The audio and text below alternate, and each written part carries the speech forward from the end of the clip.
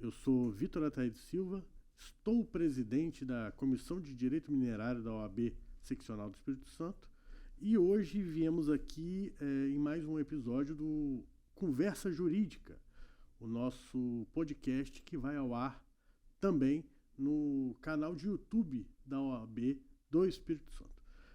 Nesse podcast, a gente pretende trazer para os telespectadores e ouvintes assuntos que tenham impacto no dia a dia das pessoas, da sociedade como um todo, e que tem a ver com o trabalho do advogado e outros técnicos que, na verdade, tem um trabalho técnico, tem um trabalho específico, só que esse trabalho também impacta na vida da sociedade como um todo.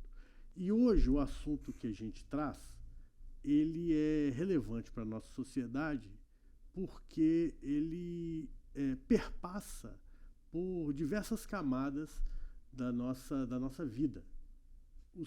Trata-se do segmento econômico da mineração.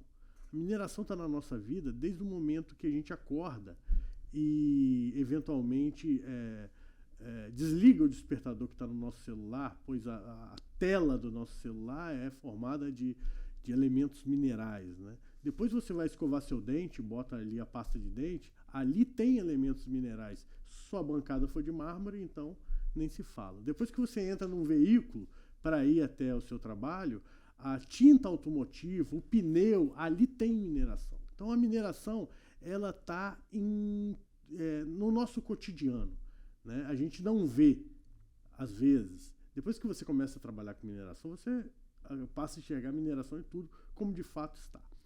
E em relação ao nosso estado, a mineração é muito importante porque ela compreende 15% dos empregos da indústria, cerca de 15%, entre todas as cadeias de mineração do estado. E também cerca de 10% do nosso produto interno bruto, né? O estado do Espírito Santo tem uma posição, inclusive, peculiar, porque aqui a gente tem um APL, né, um arranjo produtivo local, onde encontramos aqui desde a indústria de extração, passando pelo beneficiamento, especificamente de rochas ornamentais, até exportação, né? E aí também temos indústria de maquinário, indústria de insumos, formação de mão de obra. Então a mineração é muito marcante aqui em nosso estado, né? E a mineração, não à toa, é uma atividade de interesse nacional e de utilidade pública, né? Então isso já demonstra a relevância do nosso tema. E além disso, a mineração ela é muito regulada, tanto do ponto de vista do bem mineral, que é um patrimônio da União, precisa de uma autorização, segundo a Constituição, precisa de uma autorização da União para ser explorado, né? E também do ponto de vista ambiental, né? A mineração é o único segmento econômico que está mencionado no artigo 225 da nossa Constituição, né? Que trata, né, de sustentabilidade, do direito fundamental ao meio ambiente equilibrado. Então, se você observar, claro que ela tem diversos níveis, e a gente vai poder abordar esse ponto mais adiante, mas ela é uma atividade que demanda um controle ambiental muito intenso. Então, ela impacta, né, tanto na vida de órgãos públicos que têm que fazer esse controle, como também da sociedade como um todo.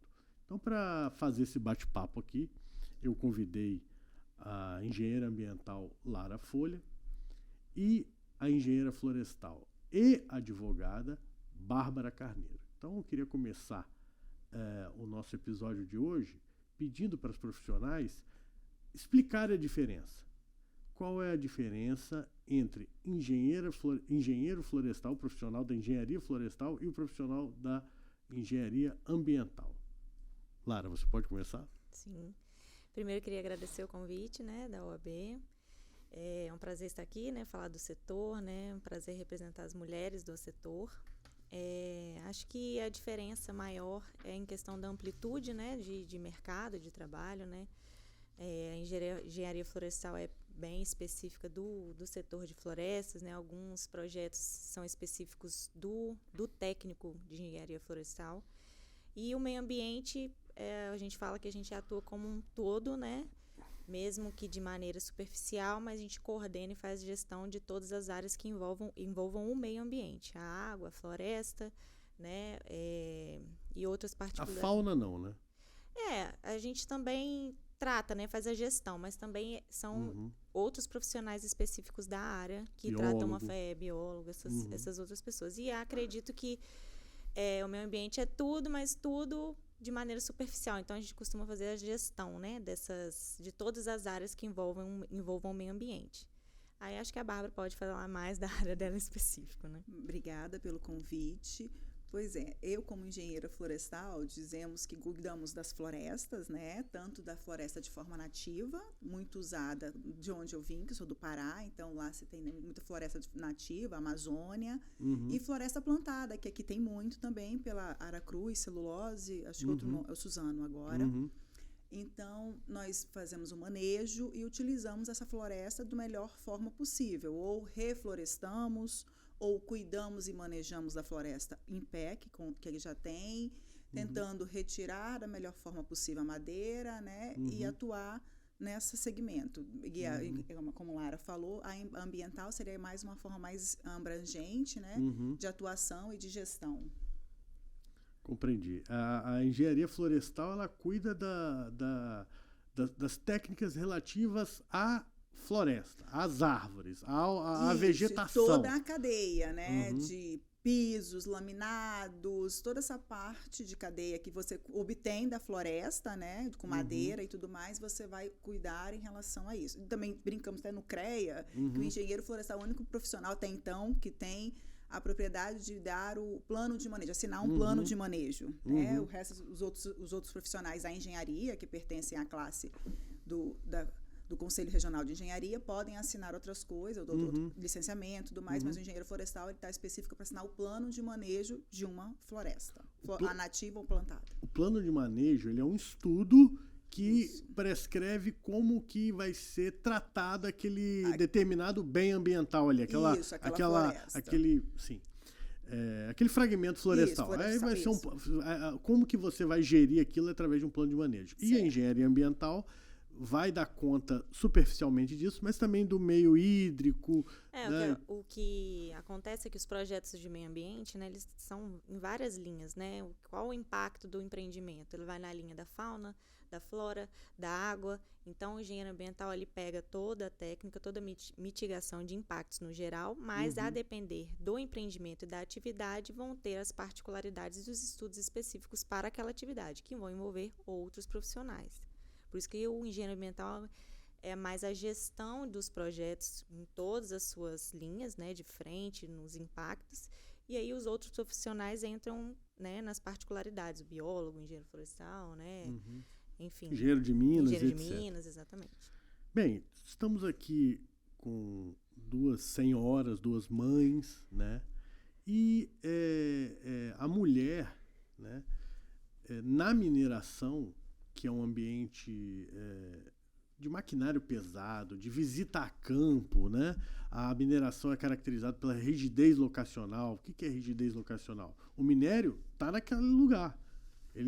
Você não tem alternativa. O minério que você precisa, seja ele o granito, o ferro ou qualquer outro, a areia ou a água mineral, né? Ele está num determinado lugar. Então você, para fazer a lavra, né? Que é aproveitar, né, o aproveitamento do bem mineral, você precisa ir àquele lugar. Então, a gente está aqui diante de duas técnicas que são mulheres, são mães e vivem nesse ambiente que até anos atrás era predominante e ainda é masculino, né? Então, é uma pergunta para ambas eu faço aqui, né? Elas como profissionais, elas exercem um trabalho que, de certa forma, tem uma semelhança com a advocacia. Elas são prestadoras de serviço, lidam com ansiedade de cliente, lidam com fiscalização, lidam com processos administrativos, né? Então, a pergunta que eu faço para ambas, como que é a experiência de vocês nesse tipo de trabalho enquanto mulheres que têm, como mulheres?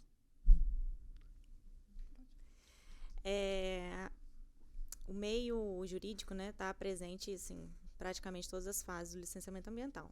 Tanto que todos os serviços que eu presto hoje, né, a gente tem um apoio jurídico, seja ele num licenciamento como um todo, né, no processo completo, ou em fases, né. A gente, desde o início do acordo com o superficiário do solo, o superficiário é o proprietário, né, do imóvel rural, pela questão de legitimar a posse, né? Se ele é proprietário mesmo. Aqui no Brasil a gente tem um grande impasse com relação, né, das propriedades documentalmente, né, os posseiros. Então a gente sempre tem um suporte jurídico nessa fase inicial e também no desenvolvimento da atividade, né, com relação aos autos de infração, né, as defesas, né, e todo aquele apoio jurídico que a gente precisa para fazer o relacionamento aí dos órgãos regulamentadores e o empreendedor, o empresário. Então, são atividades que estão 100% correlacionadas. A gente tem que ter esse apoio sempre. Na minha visão, acho que a gente acaba, assim, né, difundindo aí a parte técnica dos impactos ambientais com a parte jurídica, né, para tentar desenvolver de melhor maneira o licenciamento ambiental e ter esse equilíbrio na sociedade, né, nos direitos em relação ao empresário, né, e o meio que ele está inserido. Então, são atividades que são totalmente correlacionadas. Caminham juntos, né? Se você não faz um acordo minimamente adequado com o proprietário do solo, né, onde se encontra a jazida, você pode ter problemas no futuro. Porque a nossa Constituição, ela prevê que a propriedade do solo é distinta da do subsolo. Então, o bem mineral, ele é da União. O terreno, não. É da pessoa física ou pessoa jurídica que é dono do imóvel. Mas se ali, naquele terreno, tiver um bem mineral, o requerente da pesquisa, ele pode adentrar a área, né? E aí, daí surgem inúmeros conflitos, né? Ou não, né? Tudo depende de uma gestão e de um bom acordo, né? E você, Bárbara, o que você tem a dizer? Bom, em relação ao meio masculino, predominantemente masculino, como usar... Eu acho que a mulher, mãe, nesse sentido, como já melhoramos e mudamos cada vez mais, né, essa gestão e esse trabalho no meio, mas acho que a gente tem aquele jogo, aquela cintura, claro, jogo de cintura, como mãe mais ainda, né, de cuidado, claro, com a equipe, com tudo mais, e partir e você nunca perdendo o respeito, que eu acho que é o principal ali, quando você trabalha numa equipe boa, que tem o respeito, que tem a liderança, que tem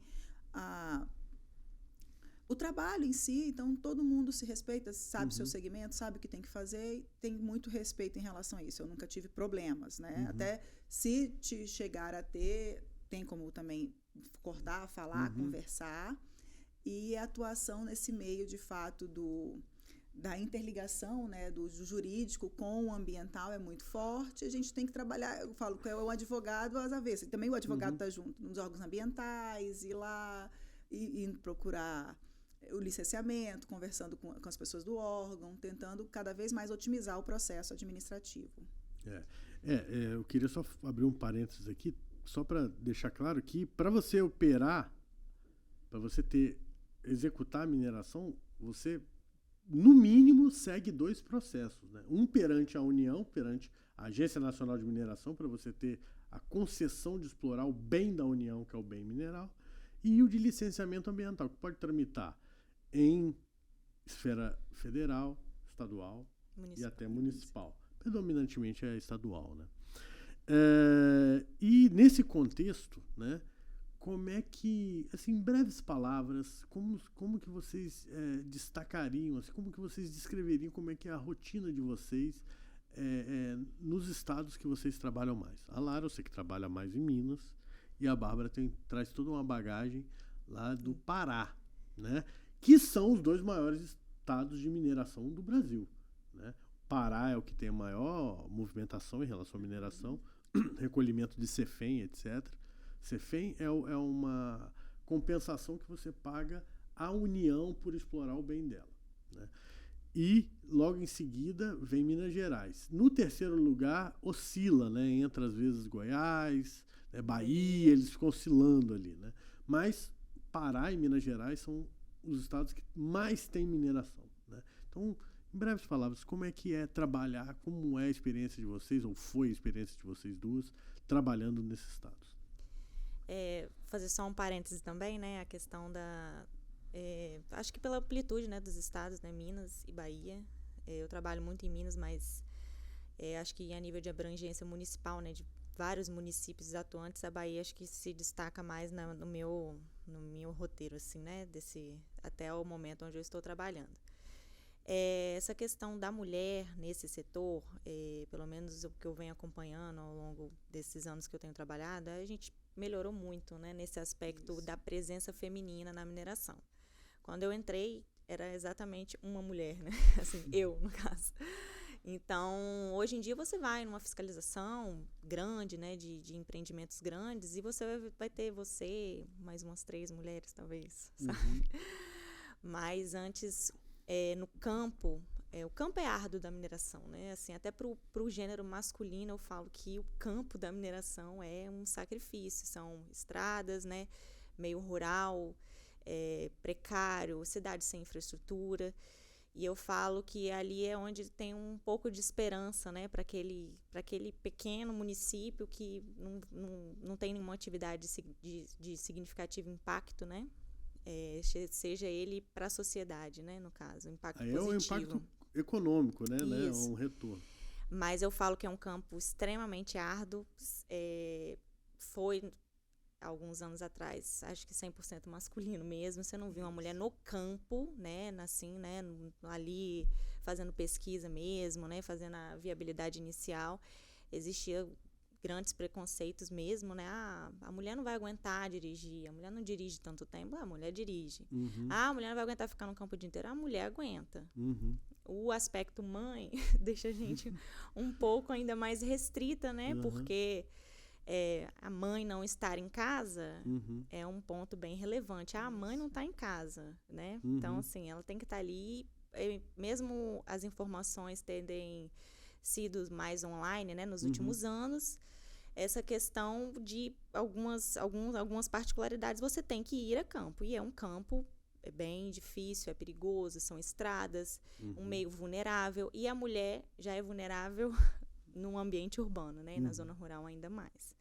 Então, eu falo que é um grande desafio, melhorou muito, eu vejo a mudança, né, eu sinto a mudança no meu meio mesmo de trabalho. Acredito na mudança futura, né, nessa questão da mulher, né, o respeito evoluiu muito, né, quando a gente já viveu o desrespeito, quando a gente já viveu, já foi diminuído e hoje você é reconhecida, isso já é uma mudança. Então, a gente acredita num futuro melhor para a mulher no setor, né. Então, eu vivo isso e 100% acredito. Então, acho assim, são desafios que têm um impacto na vida pessoal da mulher muito relevante, né? O fato de ser mãe pesa ainda mais, porque a ausência é ruim, mas as coisas estão se modernizando, né? Hoje em dia a gente tem equipamentos de satélite, né? Drones, então, assim, a presença lá fisicamente são casos particulares, mas eu acho que dá ainda um equilíbrio da atividade, né? Para você ver aquilo ali pessoalmente, né? Conhecer novos áreas, novos empreendimentos, novos minerais, né? E eu acho que a mulher tem essa questão dessa particularidade, dessa afinidade, de ter esse relacionamento com os órgãos, né, de estar lá na reunião, dá essa sensação de diversidade feminina, está aqui. Então, até hoje em dia, eu sou acostumada até a falar com o proprietário de fazenda, que antes uma mulher, para chegar numa propriedade rural lá no sertão da Bahia, que essa mulher está fazendo aqui, né? Mas hoje em dia você chega, você conversa. Então, assim, abriu, né, esse leque para as mulheres atuarem na mineração de uma maneira bem significativa. Minha experiência foi numa mineração de bauxita, né, localizada em Oriximiná, no Pará. Lá a gente pude estagiar e ver como é que eles atuam, como é uma mineração grande, intensiva, mas porém uma mineradora grande, da subsidiária de mineradora que tem aqui em Vitória. Lá nós podemos acompanhar justamente a restauração da floresta, porque para minerar, né, a bauxita, os minérios, o ouro, você tem que tirar uma grande camada do solo e depois minerar, né, extrair os minérios, e depois o que você vai fazer com esse solo nu? Então, você tem que reflorestar, colocar de novo a camada nele com as árvores e esperar que a floresta se reconstitua. É um pouco mais difícil, porque o solo em si, depois de muito trabalhado, principalmente na Amazônia, que tem essa peculiaridade, é um solo um pouco mais arenoso, argiloso, ele não é um solo tão maleável. A gente fala toda a fertilidade, todo o que tem de bom na Amazônia, toda a fertilidade e o bom do solo está todo na primeira camada do solo, que é justamente a gente chama de camada de liteira, que é a primeira camada ali que estão as sementes, né? Toda a matéria orgânica do solo ali. Então a gente fez esse trabalho, ajudou, aprendeu nisso aí, como é que a gente pode restaurar, né, esse tipo de solo minerado lá na Amazônia. Esse é o manejo que a gente falou. Isso, é um tipo de manejo. Você faz a gestão do solo, você tira esse solo, guarda. Isso, antes de chegar lá e minerar. Primeiro você vai olhar que espécies que tem ali. Tem espécies que a União não deixa, como a seringueira, não pode cortar, mas você está numa área de mineração, você tem exceções, né? Tudo bem. O que tinha ali de conteúdo florestal, da floresta, né? Como é que era a diversificação florestal ali. Tudo bem. Faz o inventário. Faz o inventário todo. É o manejo também. Também é o manejo. A primeira coisa. Depois aí entra a mineração, minera, retira o minério que tem que fazer, depois tem que recompor aquele solo minerado, né? Da forma mais diversa possível, de mais diversificação. Que tem a ver com o bioma amazônico. Que tem a ver com o bioma amazônico. E para como que a bauxita é usada, esse mineral bauxita? Qual que é a aplicação? É exportado depois pela Vale e forma uma liga lá, depois lá, acho que vai para o porto do Pará, lá do sul do Pará, esqueci agora o nome da cidade, e depois de lá ele vai fazer tipo uma liga para transformar em outra coisa, então, tipo, parecido com ele é um mineral intermediário, assim, que ele vai... Isso. A minha pergunta basicamente era como que ele aparece na vida do cidadão, a bauxita. Ele está no meio do caminho ali, formando ligas, isso, que depois Entendi. vão se transformar em outras para fazer um aço e um carro, né? Entendi. E justamente a nossa próxima pergunta é sobre isso. Como que vocês acham, né, que a mineração se relaciona positivamente com a sociedade, né? Qual a importância da mineração nesse sentido em trazer benefícios para a sociedade? Como eu falei, né, a gente que lida nessas zonas rurais, né, sem tanta infraestrutura, né, sem acesso, né, alguns outros serviços, né? Então, mesmo que no nosso caso aqui no Espírito Santo, a rocha ornamental, que é bem diferente do que a Bárbara trabalha, né? Que o nosso foco é rocha ornamental, o granito, né? O mármore. De alguma maneira, a gente consegue trazer uma certa experiência profissional para aquela comunidade que está ali próxima, para as escolas, né? A educação ambiental vem interligando, né, nesse aspecto. A gente tenta fazer treinamentos, gerir profissionais, né, gerar profissão, né, para aquelas pessoas que não têm, que só vivem de agricultura, né, e imagina no sertão da Bahia, né, que tem aquela questão das secas, né, a questão da dificuldade mesmo de existir alguma atividade econômica na zona rural. Então, de alguma maneira, a gente leva, né, essa esperança de trabalho, né, essa esperança de uma nova vida. Então, a gente acaba movimentando, seja a comunidade ali local, e até abranger o município, e a depender do tamanho do empreendimento, o estado. Então, a gente traz ali prestação de serviço, movimentação da economia, refeição, aluga as casas, né, da comunidade para suprir a demanda de funcionários para lá.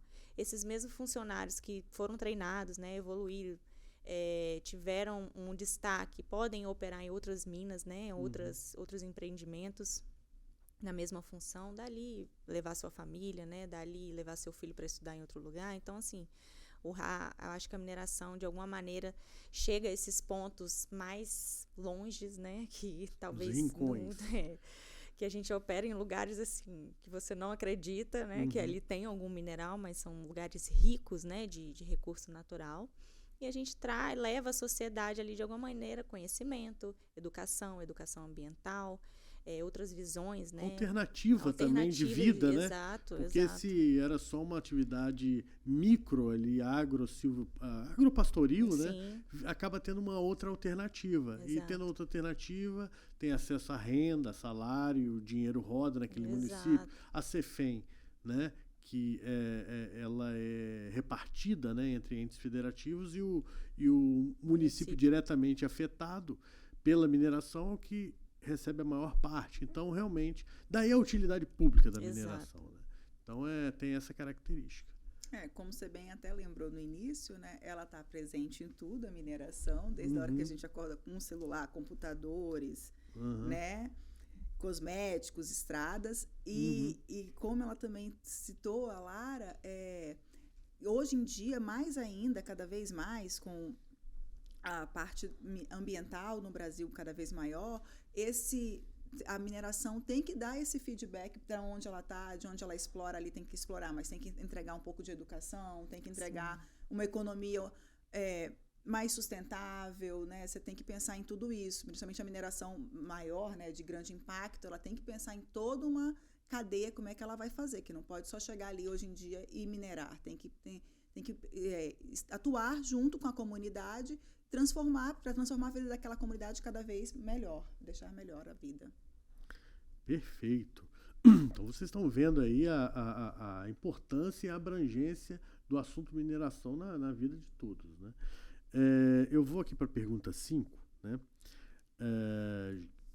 Que está mais ou menos na linha do que a gente vem conversando aqui, mas gostaria de realçar esse ponto. Sendo a mineração um setor extremamente regulado, né, por normas infralegais, que não é decorrente de lei que sai do Poder Legislativo, mas por normas que são feitas por órgãos administrativos, né? Seja de conteúdo ambiental, seja as normas relativas à Agência Nacional de Mineração.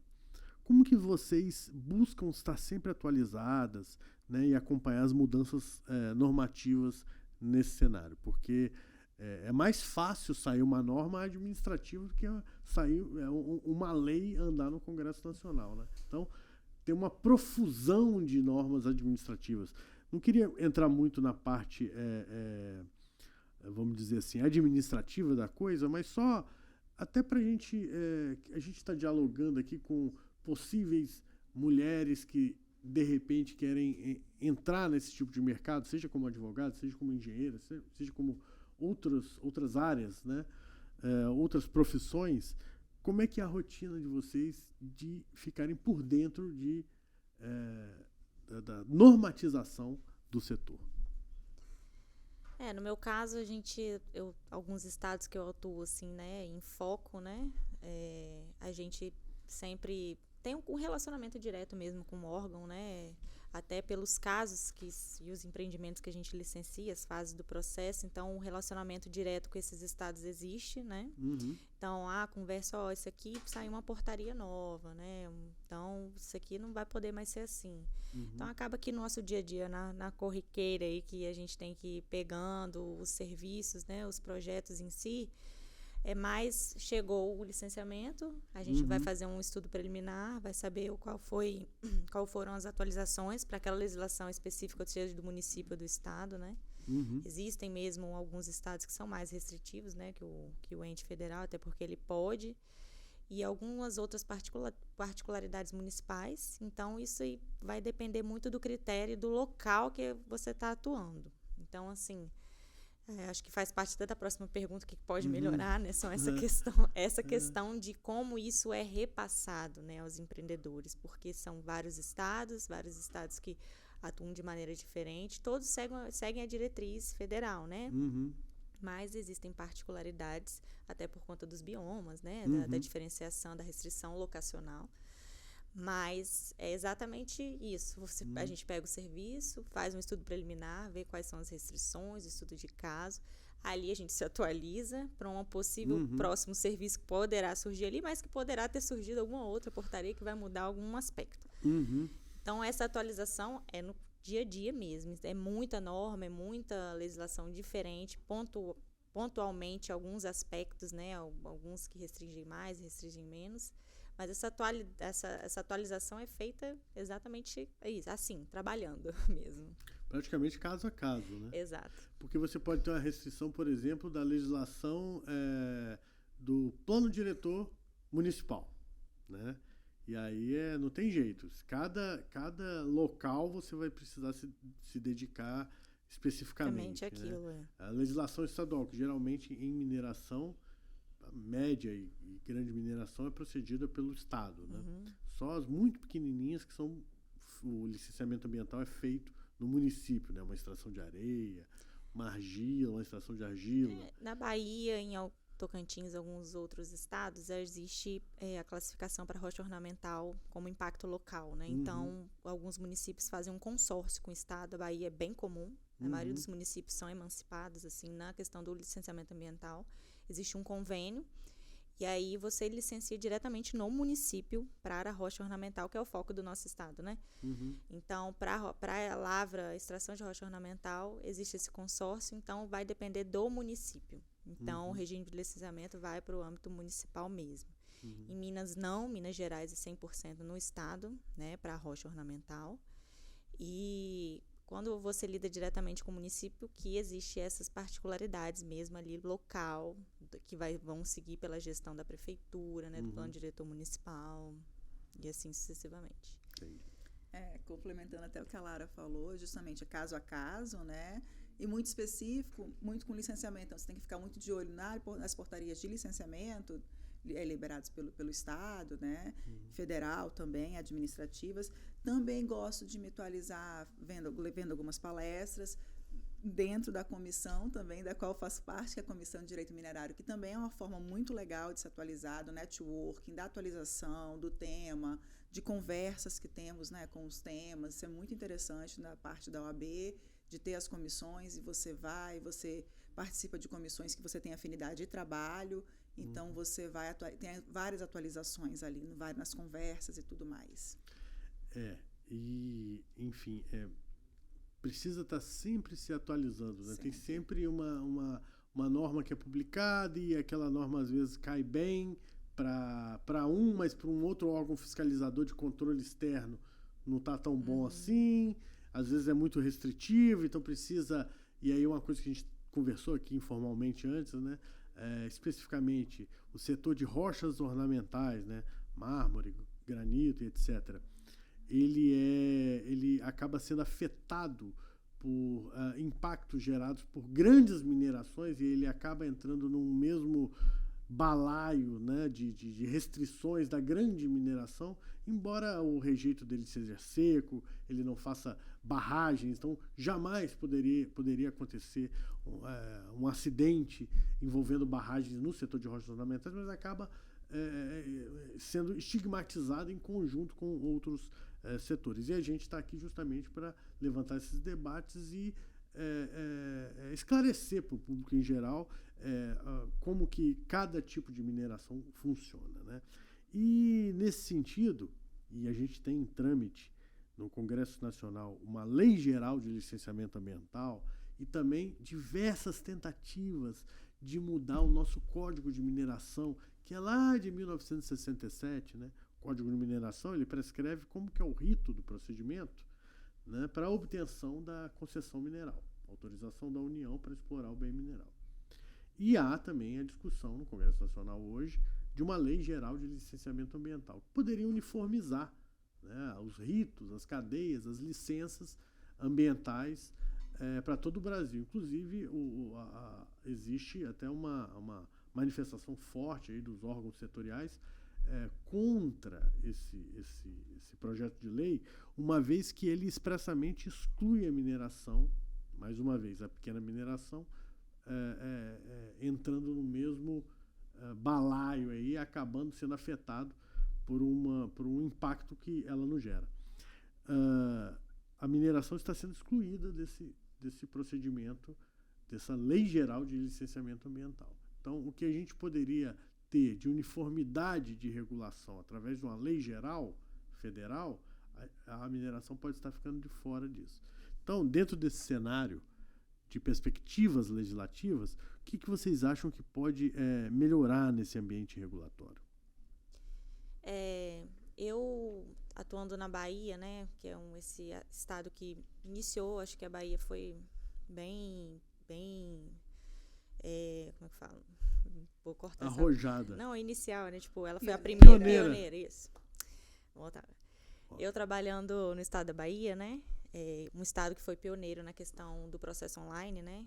E, inclusive, nessa questão dos convênios com os municípios, eu acho que a Bahia, o estado de Minas Gerais é um país também, muitos municípios, muito longe, e eu acho que o estado, né, atuando ali bem centralizador, 2 biomas, né? Diferentes, para atender um estado daquele tamanho, o convênio com os municípios foi assim excelente, né? Os fiscais são treinados, a fiscalização ali é precisa naquela região. Existe o critério, né, da interpretação municipal da legislação, que pode, assim, né, eu falo que alguns fiscais têm alguma interpretação pessoal, né, da legislação. Mas acho que com a capacitação e o treinamento desses fiscais, isso melhorou muito, acelerou os processos, né? O desenvolvimento de mineração na Bahia é muito grande. Então, eu acredito que esses convênios poderiam existir em outros estados para atender municípios mais distantes, para poder acelerar esse processo. Os treinamentos, né, dos fiscais, porque não adianta você dar o convênio, né, capacitar o município, dar aptidão ao município, mas o fiscal não saber lidar com a atividade, né, que você chega no município, o que é rocha ornamental? O município não sabe. É granito. Granito. Então, assim, tem que ter essa capacitação. Eu acho que isso acelera, né, em estados que são ricos, né, que os municípios não têm atendimento, né, assim. Eu acho que foi uma iniciativa muito boa, eu acho que funciona muito bem, e eu acho que falta isso, né, essa questão de demistificar, né, o que é a rocha ornamental, o que é a mineração, diferenciar os nichos de mineração, o que é uma atividade de grande porte de mineração. Mineração, minério de ferro, bauxita. O que é ouro? O que é uma pequena mineração? Uma rocha ornamental que vai trabalhar numa área pequena, vai ter um impacto muito local, até a proporção de impacto positivo e impacto negativo, porque a mineradora chega lá, uma rocha ornamental, o município acha que ela vai ser uma mega infraestrutura, uma mineração, vai gerar 200 empregos. Não, vai ser uma mina pequena que pode operar, vai haver o equilíbrio com o meio ambiente, com o município, com a sociedade de maneira pontual, e uma mineração que vai causar um grande impacto positivo ou negativo. Então, acho que isso precisa ser bem esclarecido em todas as gestões municipais, estaduais, né? Porque há um pouco dessa dúvida, né? Em meio à sociedade. Eu acho que, como é um setor rico, é um setor que é fundamental, como você falou, no nosso dia a dia, ele precisa ter uma ênfase melhor. Então, eu acho que o setor da mineração precisa ter essa importância perante a sociedade, precisa ter essa clareza para a sociedade, que ela vai trazer o impacto positivo e o negativo na sua devida proporção. Então, acho que isso falta, assim, para trazer a sociedade. Os impactos são mitigados por controle ambiental, exato. São diminuídos. Isso, então, eu acho que talvez a falta de conhecimento gera essas dúvidas, geram um medo, né? Geram dos municípios aderirem à mineração e promoverem o crescimento, né, da economia, né, promoverem os resultados positivos que a atividade traz para a sociedade. Conforme a Lara falou, cada vez mais a forma dos municípios terem uma capacitação, né, pelo Estado e tudo mais, isso ajuda muito a parte da mineração.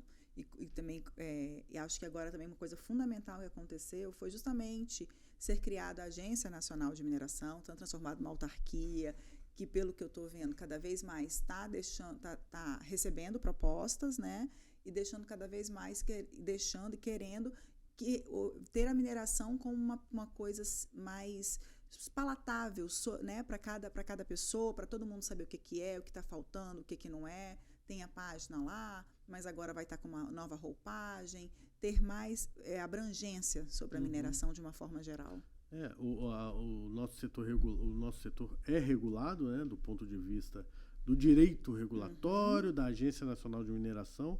A gente teve aquele evento com o diretor, que hoje é diretor, o Yuri, né?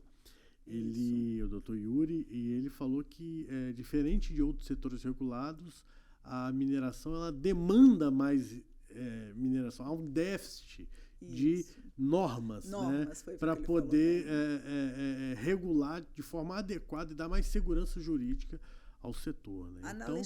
Além da segurança jurídica, também a praticidade, né, a rapidez que às vezes a mineração também requer. Exato. Não dá para ficar esperando anos e anos por processo, por um... Evoluir, né? Evoluir, claro, porque como tudo. O Código de Mineração é de 1967. Enfim, é um vovozinho já, né? E aí, às vezes, tem uma visão um tanto quanto, com devido respeito, arcaica, Sim. de ver o bem mineral como algo sagrado ali. Calma, não, a gente evoluiu, tem dinâmicas Claro. para cada bem mineral. A rocha ornamental é sujeita a modismo. Um procedimento para obter uma portaria de lavra não pode demorar 20 anos. Exato. Sim. Então ele precisa ser dinâmico. Então, se de fato a mineração é de interesse nacional, e porque isso consta de decreto, né? Ela precisa receber a devida atenção regulatória para simplificar o que é simples, o que é pequena mineração, né? Não dá para a pequena mineração, pequena e média, ficar no mesmo espaço da gigantesca mineração.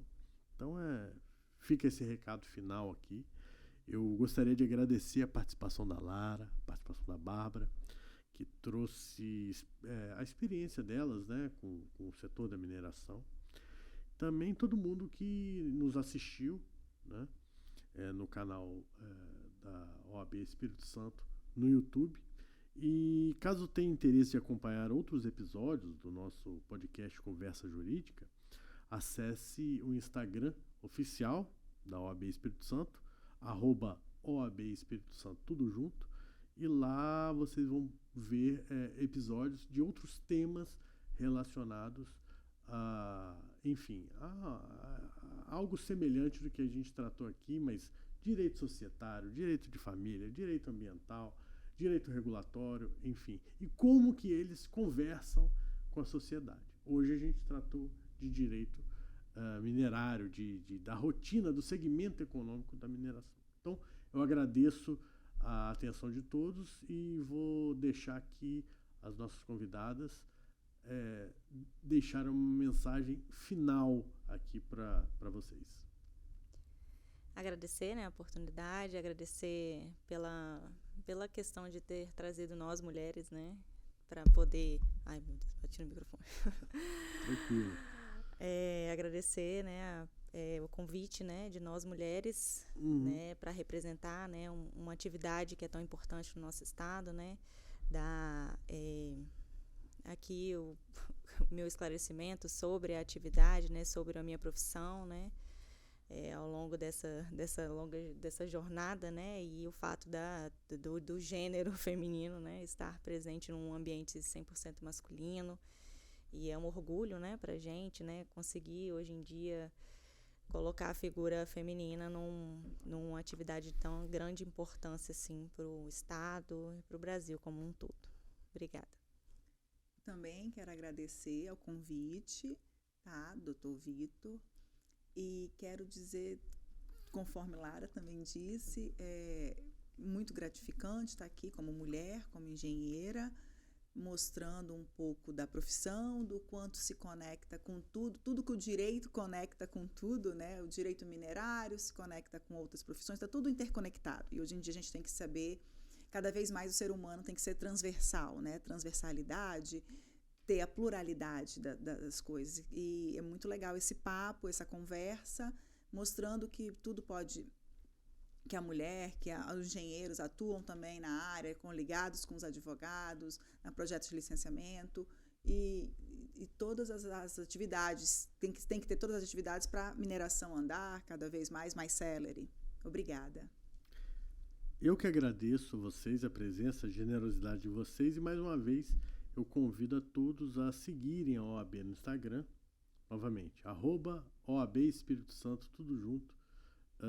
E lá vocês poderão encontrar outros episódios do nosso podcast Conversa Jurídica.